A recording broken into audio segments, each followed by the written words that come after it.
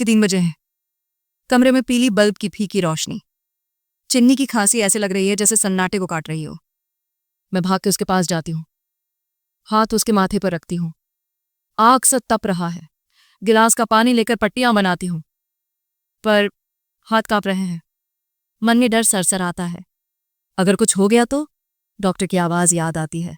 ESMA है, ध्यान रखना होगा। ध्यान?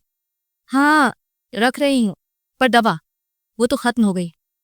की बार आंखों में आंसू आता है, पर पोंछ लेती हूँ। माँ के आंसू बच्चे को डरा देते हैं। मैं मुस्कुराती हूँ, नकली मुस्कान, मगर चिन्नी के लिए असली। कुछ नहीं होगा बेटा, मम्मी है ना। मनोज, तुम होते तो? तुमसे झगड़ने के सारे किस्से याद आते हैं। काश झगड़ा ही ना किया होता उस दिन। धीरे धीरे सुबह होने लगी है। दरारों से सूरज की हल्की रोशनी अंदर आ रही है, जैसे कह रही होता है, उठ, दिन शुरू कर। पर कौन सा दिन? एक और भूख, एक और ताना, एक और उधारी। मैं रसोई में जाती हूँ, डिब्बे खोलती हूँ, सब खाली। बस एक मुट्ठी चावल बचा है। खिचड़ी बनाऊंगी चिन्नी के लिए। मम्मी मिठाई चाहिए आज। पर मैं मुस्कुरा देती हूँ। आज खिचड़ी में जादू होगा बेटा। उसकी मुस्कान देख के मेरी आत्मा भीग गई। आगा फिर ध्यान आया, बिजली का बिल 750 रुपए, जेब में सिर्फ 40। मन करता है बिल फोड़ दे, लेकिन अगर रात में अंधेरा हुआ और उसे अटैक आया तो? इस सोच से भी काम जाती हूँ। काम पे जाती हूँ मालकिन के घर। दरवाजा खोलती हूँ, मालकिन ड्राइंग रूम में बैठी होती है। हमेशा तो मैं वहीं चली जाती हूँ। मैंने मालकिन से धीरे से बोला, मालकिन, थोड़े रुपए चाहिए थे चिन्नी की दवा के लिए। उन्होंने चश्मा उतार कर मुझे देखा, ऊपर से नीचे तक। रुपए? पहले बर्तन मांज, पोछा कर, फिर देखूंगी। मैं बर्तन मांजती हूँ, हाथ छिल जाते हैं। पानी ठंडा और साबुन तेज, पर मन में सिर्फ एक ही आवाज आती है, चिन्नी को दवा चाहिए। और मैं लेदा आए है। काम खत्म करके फिर से बोलती हूँ, मालकिन प्लीज कुछ रुपए दे दीजिए। किन ले, और कल समय से आ जाना। उनकी आवाज में दया भी थी और ताना भी। हाथ कांपते हुए पैसे उठाए, मानो अपनी इज्जत गिरवी रख दी हो। घर लौटते हुए पूरी गली मुझे देख रही थी, किसी की नजरों में तरस, किसी की हंसी। मैंने सिर झुका लिया, खुद से कहा, वैशाली, ये आखिरी बार है। आज लिया है, कल लौट आऊंगी, और एक दिन ऐसा आएगा जब किसी के आगे हाथ नहीं फैलाना पड़ेगा। फिर घर आई और चिन्नी को गोद में उठा लिया और डॉक्टर के पास चल दी। गर्मी में धूल उड़ रही है, मैं चिन्नी को गोद में उठाए चल रही हूँ। उसके बाल मेरे गले में चिपके हैं, पसीने से भीगे हुए। हाथ में मालकिन के दिए सिक्के खनक रहे हैं। दिल कहता है वापस कर दूं, पर चिन्नी की खांसी सुनते ही सब इरादा टूट जाता है। क्लिनिक के बाहर पहुंचती हूँ। टीन की छत है, पंखा घूम रहा है आवाज करता हुआ। भीड़ लगी है, सब अपनी बारी के इंतजार में लगे हैं। मैं मन में सोचती हूँ, पैसे पूरे होंगे भी या नहीं। चिन्नी का चेहरा लाल हो रहा है, उसका सिर मेरे कंधे पर टिका है। मैं उसके कान में कहती हूँ, बस बेटा, डॉक्टर अंकल अभी ठीक कर देंगे। अंदर बुलाया गया। डॉक्टर ने घूर कर देखा। ललते पर सपना नहीं। इतनी देर से क्यों लाई हो वैशाली? सांस फूल रही है बच्चे की। मेरी जुबान लड़खड़ा गई। पप पैसे नहीं थे साहब। मेरी आवाज जैसे गले में ही घुट गई। डॉक्टर ने गहरी सांस ली। एस्मा है? समझ में नहीं आता, इन्हें दवा रुकनी नहीं चाहिए थी। मेरी आंखें भर आईं। शर्म से सिर झुका लिया। मालकिन का दिया उधार याद आया, जैसे वो भी यही मेरा मजाक उड़ा रही हूं। डॉक्टर ने दवा लिख दी। फार्मेसी में जाती हूँ, पर्ची काउंटर पर रखती हूँ। लगेंगे? मैंने सिक्के गिने, हाथ कांप रहे थे। 40 रुपए रखे, फिर मालकिन के सिक्के निकाले। अपना आत्मसम्मान बेचकर बेटी की सांसें खरीद रही हूँ। चिन्नी की दवा लेकर निकलती हूँ, उसके सिर पर हाथ फेरती हूँ। कसम है बेटा, मम्मी हार नहीं मानेगी। चूल्हा जलाती हूँ, थोड़ी सी खिचड़ी फिर से बनती है चिन्नी के लिए। फिर मैं उसे गोद में उठाकर मोहल्ले के कोने में बनी उस छोटी झोपड़ी तक ले जाती हूँ, जहां अम्मा रहती। बूढ़ी हो गई हैं, झुर्रियों से भरा चेहरा। उनका कोई नहीं है, लेकिन चिन्नी उन्हें दादी कहती है। अम्मा मुझे देखते ही मुस्कुराई। आ गई बहू, ले आ बिटिया को, मैं रखूंगी ध्यान। मैं उनकी आंखों में देखती हूँ, थोड़ी कमजोरी, थोड़ी ममता। मैं चिन्नी को उनकी गोद में देती हूँ। चिन्नी भी मुस्कुराती है और बोली, दादी आज कहानी सुनाओ ना। अम्मा हंस देती हैं। मैं उनके पैर छू लेती हूँ। अम्मा ध्यान रखना। मन भारी हो जाता है। कहाँ छोड़कर जा रही हूँ अपनी बच्ची को? लेकिन कोई और रास्ता भी तो नहीं है। चिन्नी से बोला, माँ जल्दी आएगी बेटा, रोना मत। मालकिन का घर, बर्तन का अंबार, साबुन लगाकर रगड़ती हूँ, हाथ छिल जाते हैं। झाड़ू, पोछा, कमरे बड़े हैं, फर्श पर पानी गिरता है। मालकिन पीछे खड़ी देख रही हैं। साफ से कर वैशाली, और हाँ, पिछली बार के पैसे काट लूंगी अगर जल्दी में भागी तो। मैंने सिर झुका लिया। जी मालकिन। भीतर आग धधक रही है, पर बुझा दी। आज लड़ूंगी तो कल की रोटी कहाँ से लाऊंगी? मालकिन से कुछ सिक्के लेकर निकलती हूँ, कांपते हाथ। ये सिक्के मेरा अपमान भी हैं और मेरी मजबूरी भी। जेब में रखती हूँ और आगे बढ़ती हूँ। अब तीसरा काम। आज पहली बार दफ्तर में सफाई करने जा रही हूँ। एक भले इंसान ने सिफारिश की थी। कौन था? पता नहीं, बस चौकीदार ने कहा। किसी ने तुम्हारा नाम दिया। वो बोले काम वाली भरोसेमंद है। वाली दरवाजा खोलकर अंदर जाती हूँ। चमकदार फर्श, ऐसी की ठंडी हवा। मैं अपनी चप्पल उतार कर कोने में रखती हूँ, बाल समेट लेती हूँ। यहाँ भी वही झाड़ू पोछा, पर पैसे पूरे मिलेंगे। फर्श पोछते हुए मेरी पीठ में दर्द होने लगता है, पर फिर चिन्नी की खांसी याद आती है। मैं खुद से कहती हूँ, रुक मत वैशाली, एक दिन अपनी दुकान होगी। लेकिन तभी दो लोग मुझे घूरते हुए हंसते हैं। एक ने कहा, नहीं आई है, देख लेना, जल्दी हाँ कह देगी एक्स्ट्रा काम के लिए। बजाए मैं चुपचाप बैठी थी चिन्नी के पास, उसके माथे पे हाथ बुकी कोनियई ऐसे ही। बुखार उतरा नहीं, दवा दे दी थी, लेकिन असर नहीं दिख रहा। मैं कांपते हाथों से उसका सिर सहला रही थी। अम्मा भी यही थी, उनको भी नींद नहीं आ रही थी। वो खाट पे बैठी मेरी ओर देख रही थी। अया बहू, कुछ ठीक नहीं लग रहा है बिटिया को, डॉक्टर के पास चलते हैं। देर मत कर। मेरी आंखें भीग गईं। मालकिन के पैसे तो सुबह ही खत्म हो गए अम्मा, और ऑफिस में काम करते हुए अभी 1 हफ्ते ही हुए हैं। अब डॉक्टर की फीस कैसे लाऊं? मैं दरवाजा खोलती हूँ, भागती हूँ गली में। आसमान में आधा चांद, नीचे बद हवा आसमां। कोई है, डॉक्टर को बुला दो। मोहल्ले की खिड़की खुली, फिर एक दरवाजा। क्या हुआ वैशाली, रात को ऐसे चिल्ला क्यों रही है? काका, चिन्नी को सांस नहीं आ रही, दवा भी नहीं काम कर रही, डॉक्टर को बुला दीजिए। मेरी आवाज फट रही थी। रामू काका ने कुछ नहीं पूछा, बस अपनी चप्पल डाली और बोले, तू भाग अंदर, मैं लाता हूँ डॉक्टर। मैं चिन्नी के पास लौटती हूँ। उसका चेहरा सफेद हो रहा है। मैं उसका सिर गोद में रखती हूँ। बेटा, मम्मी यहीं है, मम्मी यहीं है। अम्मा पास आकर बैठ गई, मेरे कंधे पे हाथ रखा। तू टूटी तो बच्ची भी टूटेगी बहू। मैंने खुद को कस के थामा। नहीं अम्मा, नहीं टूटूंगी, पर भीतर सब बिखर रहा था। डॉक्टर आ गए, चिन्नी का चेकअप किया, फिर बोले, ऑक्सीजन की जरूरत थी, अब कुछ बेहतर है। सावधानी रखो वैशाली, ये दोबारा ना हो। मैंने चुपचाप सिर हिलाया, उनका शुक्रिया किया, फिर चिन्नी का माथा चूमा। उसने आंखें खोलकर मुझे देखा, धीरे से बोली, मम्मी आप रोई थीं? मैं मुस्कुरा दी। नहीं बेटा, मम्मी और रोए कभी नहीं, पर अंदर एक समुंदर उफन रहा था। मैं दरवाजा धकेलकर अंदर घुसी, झाड़ू पोछा उठाया।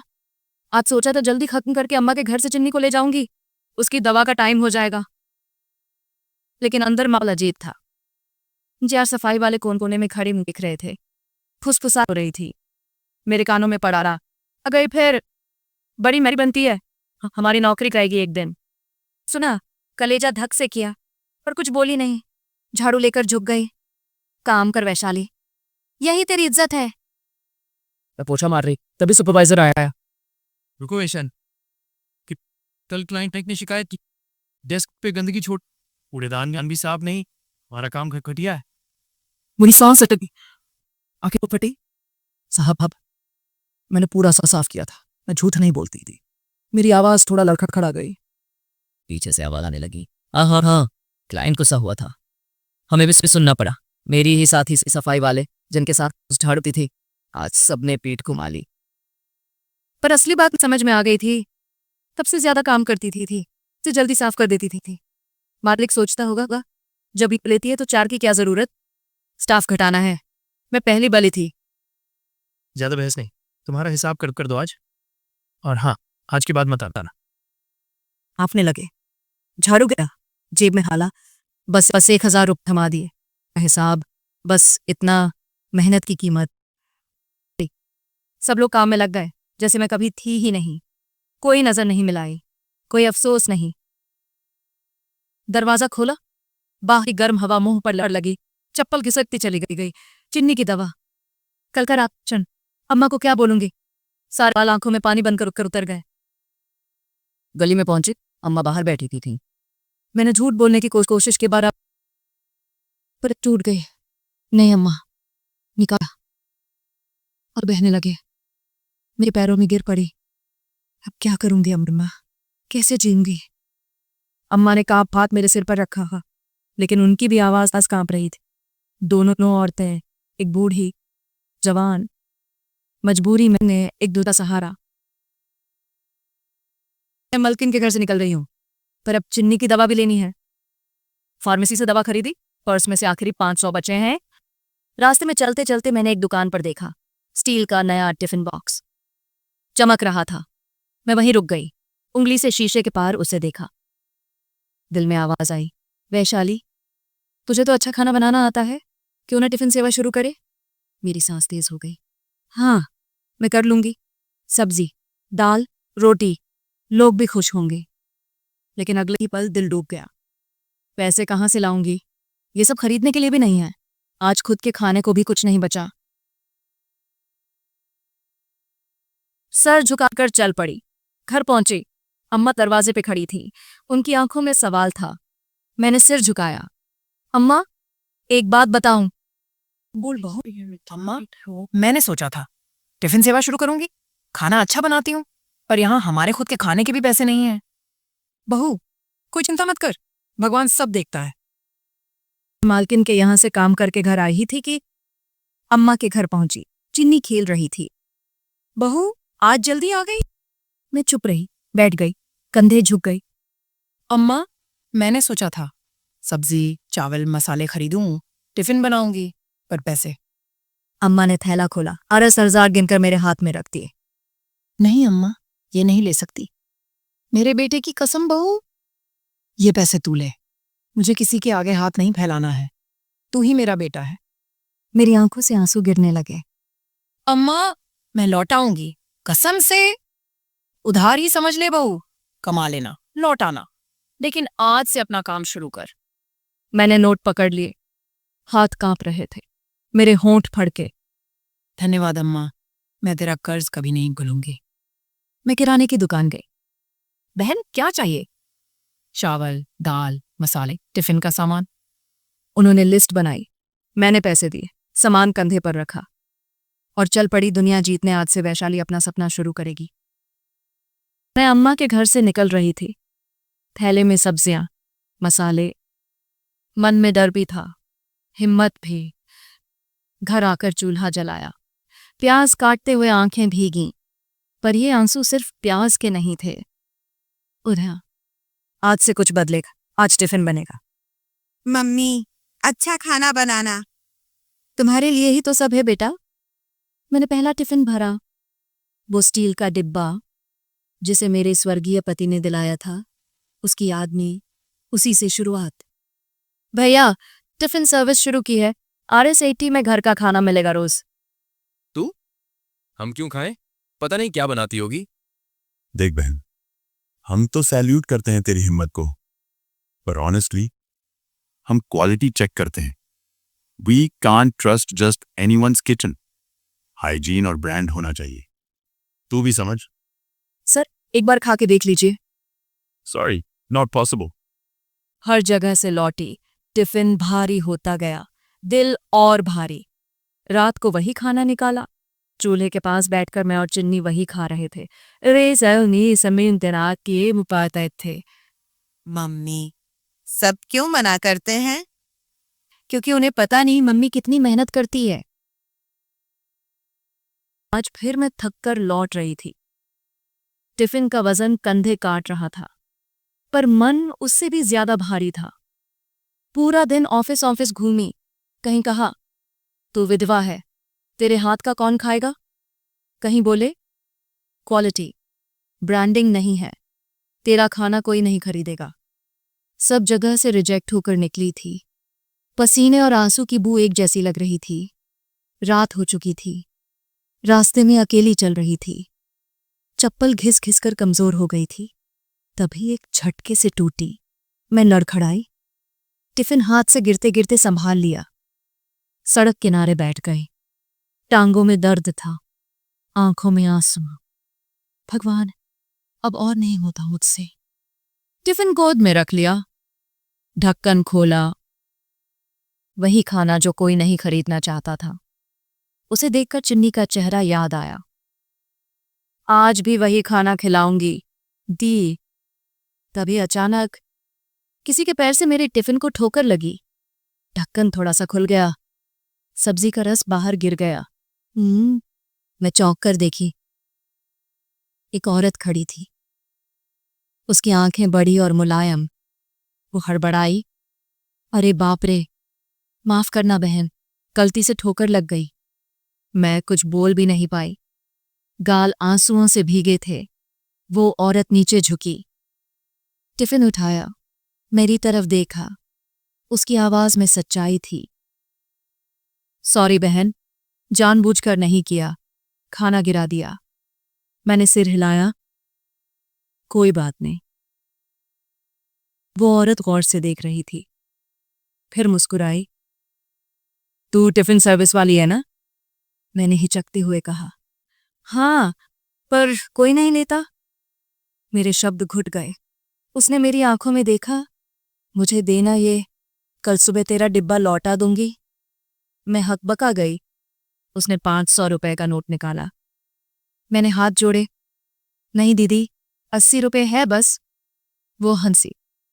अरे बहन, कल दे देना बाकी। तू चिंता मत कर, तेरी हिम्मत मुझे पसंद आई। उसने टिफिन उठा लिया, मेरा पता पूछा। कल मैं तेरा डिब्बा लौटाकर बाकी पैसे ले जाऊंगी। मैं उसे जाते हुए देखती रही। हवा में मेरे आंसू सूख गए। दिल में पहली बार थोड़ा सा भरोसा जगा। शायद भगवान ने सुना है। रात भर ठीक से सो नहीं पाई।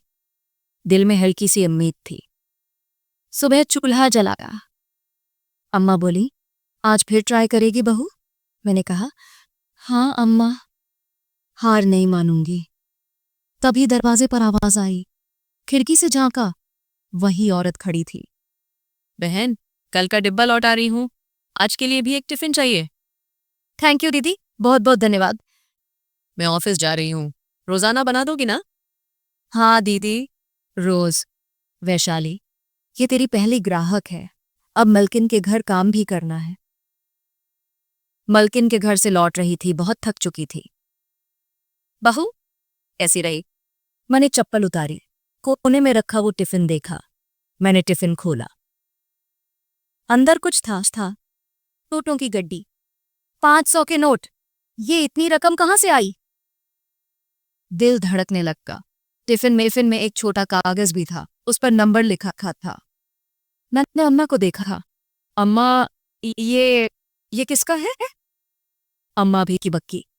मैंने कांपते हाथों से पूरा मोबाइल उठाया, नंबर किया। हाँ बहन, वैशाली बोल रही हो? दीदी, टिफिन में पैसे पड़े थे, शायद गलती से। गलती नहीं बहन, जानबूझ कर रखे। वो 50 टिफिन एडवांस है। मेरी सांस अटक गई। 50 में? दीदी, मैं कैसे? थैंक यू दी, मैं कभी नहीं भूलूंगी। This is संदारियादमंदी। बस सच्चाई से बनाना बहन, बाकी सब हो जाएगा। रखते ही मैंने नोटों की तरफ देखा। वो कोई रकम नहीं थी, वो मेरी मेहनत का भरोसा था। कई बार इतने बड़े थैले के साथ बाजार आई थी। थैला भी नया था और हौसला भी। हाथ कांप रहे थे। 50 टिफिन, इतने लोगों के लिए कभी एक साथ खाना नहीं बनाया था, पर दिल कह रहा था, वैशाली डरना नहीं, तू सब कर सकती है। सब्जी मंडी में लोग अपने काम में मसरूफ थे। भैया, 2 किलो आलू देना और 1 किलो टमाटर। बहन, कोई बड़ा ऑर्डर है का? हाँ भैया, आज से मेरी दुनिया बदलने वाली है। थैला भारी होता जा रहा था। मैंने सब्जियां, तेल, मसाले और डिब्बे भरे। सारा सामान लेकर घर लौटी। अम्मा ने दरवाजा खोला। मेरे पसीने से भीगी हुई मुस्कान देखकर बोली, लगता है बहू तू तैयार है? हाँ अम्मा, डर लग रहा है, लेकिन अब पीछे नहीं हट सकती। जब तू अपने लिए नहीं, चिन्नी के लिए लड़ रही है, तो डर की कोई जगह नहीं है बहू। मैंने चूल्हा जलाया, बर्तन सजे, चावल भिगो, दाल उबली, सब्जी की खुशबू पूरे घर में फैल गई। पहली बार घर किसी शादी वाले माहौल जैसा लग रहा था, लेकिन फर्क सिर्फ इतना था, यहां बारात नहीं आ रही थी, मेहनत का पहला इम्तिहान आने वाला था। मम्मी आज बहुत लोग आपके हाथ का खाना खाएंगे ना? हाँ बेटा, और तू देखना सबको पसंद आएगा। धीरे धीरे बर्तन भर गए। पहला टिफिन, दूसरा, तीसरा और धीरे धीरे 50 टिफिन मेरी आंखों के सामने रखे थे। मेरे हाथ कांप रहे थे, पर दिल बोल रहा था, आज तू सिर्फ खाना नहीं दे रही वैशाली, आज तू उम्मीद परोस रही है। टिफिन बोरी में बांधे। बोरी भारी थी। रास्ते में पैर लड़खड़ाए। तभी चाय वाला पप्पू दिख गया। बड़ा ऑर्डर है का। लिफ्ट बंद होते ही मैंने आंखें भींच लीं। दिल में यही चल रहा था, वैशाली आज से तेरा इम्तिहान शुरू है। मैं बोरी उतारकर एक कोने में बैठ गई। सांसें तेज चल रही थी। एक एक टिफिन निकालकर मेज पर रखा। भैया, ये रहा आपका ऑर्डर। थैंक यू भैया। ओहो, घर का खाना लग रहा है। दीदी, तुम्हारा नंबर दे दो। तभी वहां एक आदमी खड़ा था। लोग उसे सर कह रहे थे। बहन, एक प्लेट मुझे भी देना जरा, कमाल का खाना है।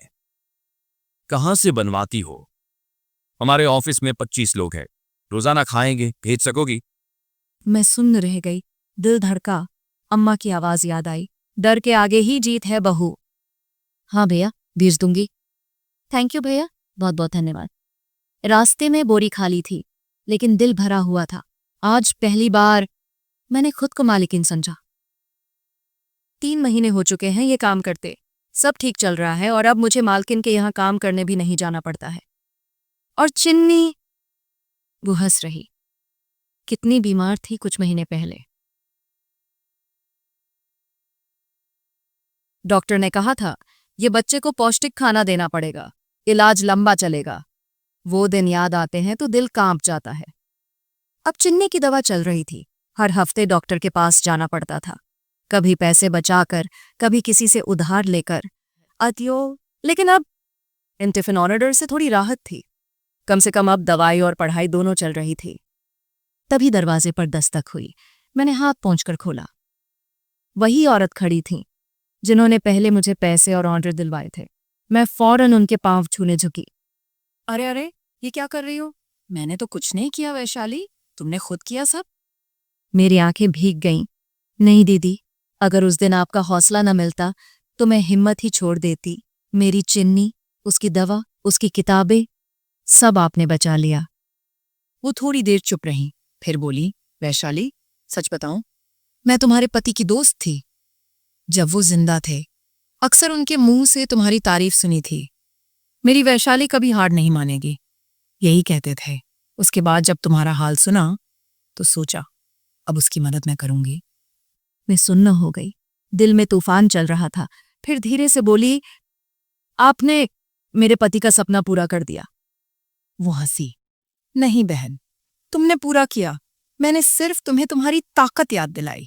तुम ही तो हो जो अपनी बेटी के लिए दुनिया से लड़ सकती हो। मैंने उनकी आंखों में देखा, वहां कोई दया नहीं थी। मैंने हाथ जोड़े। थैंक यू दीदी, अब कोई उधार नहीं चाहिए। अब मैं अपने दम पर खड़ी हूं। माँ, मुझे स्कूल जाना है, देर हो रही है। माँ मुस्कुरा दी। हाँ बेटा, चल तेरा बस्ता ले लो दूं। माँ कहलाना दुनिया की सबसे बड़ी ताकत है। आपसे कुछ भी करा सकती है।